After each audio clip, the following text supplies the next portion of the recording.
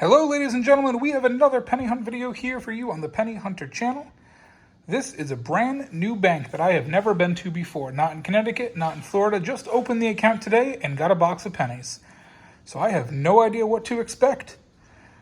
I've been very thankful of all of the support I've received in the last week. I do want to thank everyone who has become a subscriber on my channel as I approach 700 subscribers.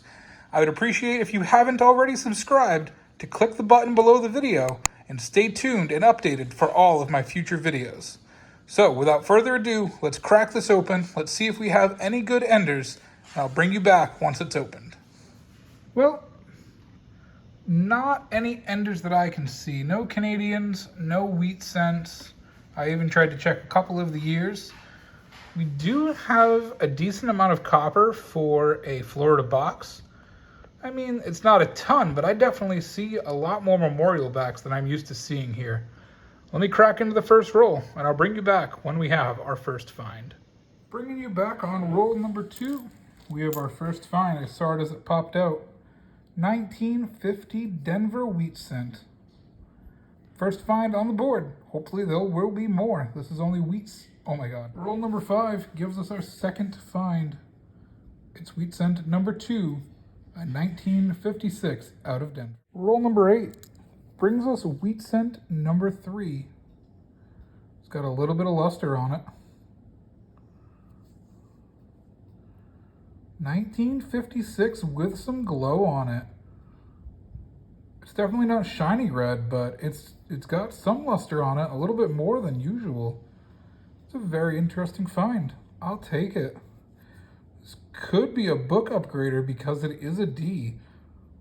Definitely going to set that one aside because that could be an album upgrader. Roll number 10 brings us to the great land of Canada. We have our first foreign. It's a Canadian. 1974 copper. So that's 4 finds in 10 rolls, and honestly, not being familiar with this bank, unsure of what I would find, I'll definitely take on pace for 20 finds in a box. Roll number 15 brings us wheat cent number 4. 1953. So every wheat cent so far has been from the 50s. Roll number 18, wheat cent number 5 is our third. 1956 out of Denver. 3 out of 5 coins, all 56 Denvers, all 5 from the 50s. At least we're getting wheat cents though. I can't complain about that. We are on pace for more than 10 wheat cents in this box. Roll number 25, halfway through. We got ourselves an old Canadian. 1966. So both Canadians so far have been copper. 166, 170, I believe it was. So we're up to 5 wheat cents and 2 Canadians halfway through the box. Roll number 26 brings us wheat cent number 6. 1937, oldest of the box by far. Jumped about 20 years on this one. All right, well, we will take it. First oldie found. 4 to go to hit 10. Hopefully we'll do it. Not a lot to show in the second half of this box. I wanted to bring you in as a reminder to show you something really quick. As I moved my finger into the screen, I saw a back of a wheat cent. That's not why I brought you in, but we'll address that in a second. I wanted to show you this 2007. It is quite shiny. That back is beautiful. But I will not be keeping this coin. It will not go in the shiny jar because of those black spots on the front. The reason I'm showing this to you is to remind you of what I do set aside and how high the quality has to be on a coin for me to keep it. If there are any minor imperfections for anything from about 1990 and forward, I will not keep that coin. Even though that this back is almost completely untouched, very minor damage on here and a very good shine, that front damage disqualifies me from keeping it. And as I said a minute ago, wheat cent number 7.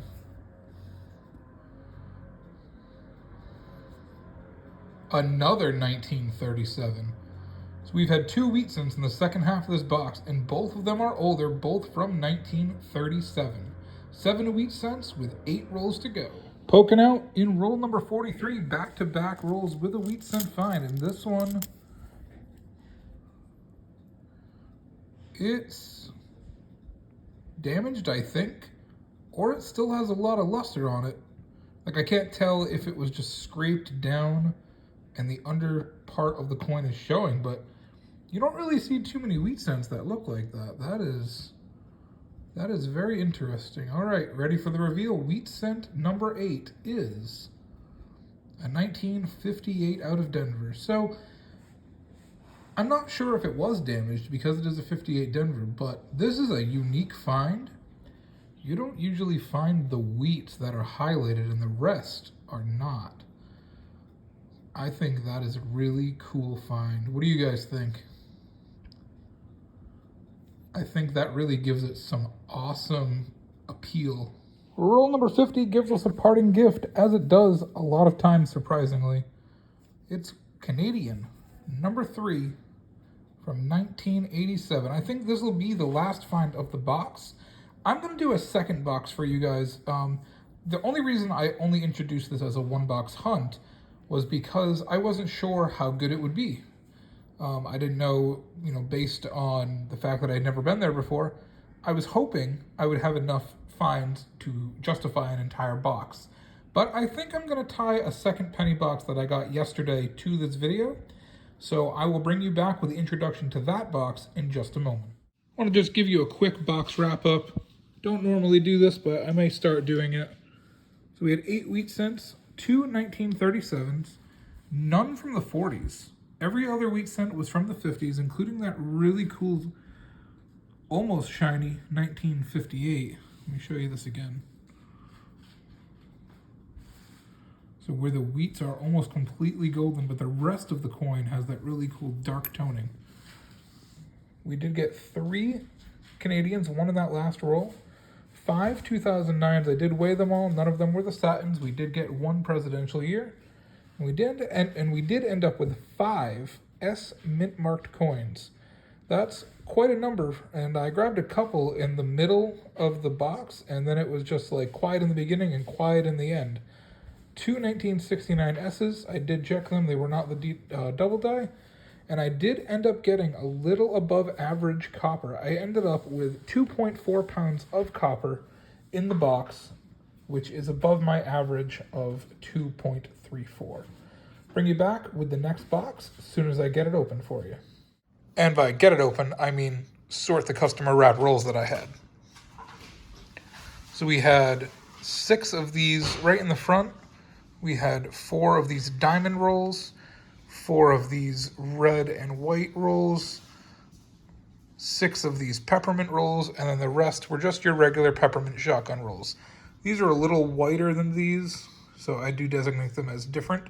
The reason I separate them like that is because they usually came from the same person when they have different rolls like this. Not always, but usually. So I'm curious to see what different things we can find in each different type of wrapper. So that's why I sort them like this. I'll bring you back on our very first find of box number 2. Our first find is a doozy. Wow. I mean, this coin made me jump. I thought it was a copper penny. I picked it up, I looked at it. 1930 S, mint marked wheat cent. Oldest find in 2 boxes. Unfortunately, it's quite beat up, very damaged in the top there. Still quite a find though. 30s with a mint mark. I will take it.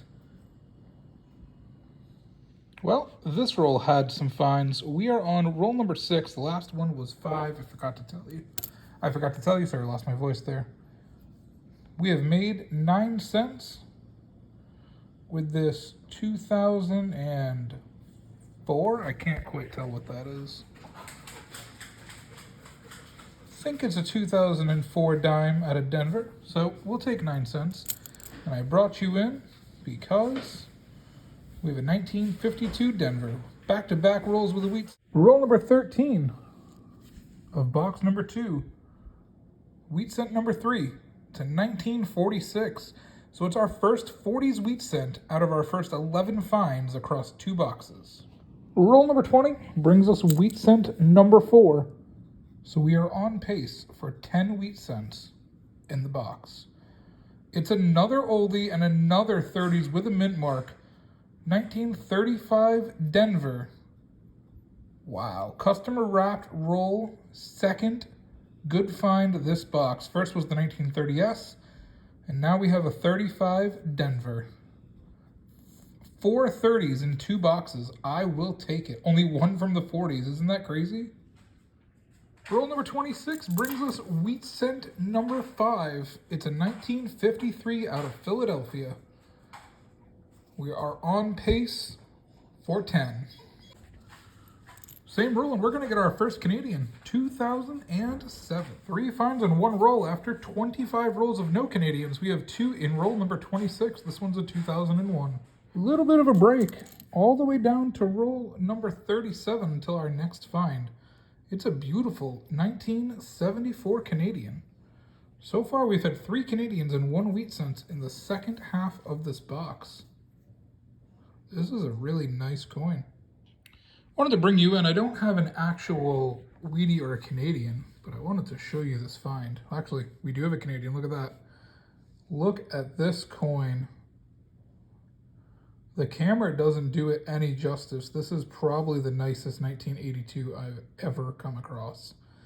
That is a very thick strike, thick rim. Really nice find here. Let me throw it on the scale and see what it comes up to. It felt like a copper in my hand. Let's see if I was right. I was. 1982 large date copper in almost uncirculated, brilliantly uncirculated BU condition. I will take that every day. Probably gonna flip that one up. Check my book. I think we have a really nice 82 already, but either way, this is a really nice coin. Bringing you right back. 2001 Canadian. Roll number 47 ends the streak over 20 rolls without a wheat cent, and it could be old. 1940. It isn't new, isn't old. I'll take it. We haven't got a lot of 1940s in this hunt at all. Interesting hunt. Wheat cent number 14 after 2 boxes, and we have 3.5 rolls left. Same roll. I moved a couple coins. Oh, and we have another one right there underneath. 3 wheat cents in 1 roll after getting none for 20. This one looks like it's in poor condition, but worn, so it could be old as well. It is old. 1919. Looks like it was cleaned, and it was a failed clean. 1919 Philadelphia. I will take a teens wheat cent all day, and like I said, we have 1 more in the roll. 3 wheat cents in roll number 47. This one's probably newer. It is 1951. So 8 wheat cents in the box. 3 rolls left. They say 2's company and 3's a crowd. Well, in roll number 47, we had 4 wheat cents. This one's a 1951S. We had 5 wheat cents through the first 45 rolls, and now we have 4 wheat cents in 1 roll. Unbelievable. We did this in the last box too. Absolutely crazy. I wanted to bring you in at the end of my hunt. I always hunt my varieties from the second half of the box after I'm done. And I wanted to show you this. I got a DDO.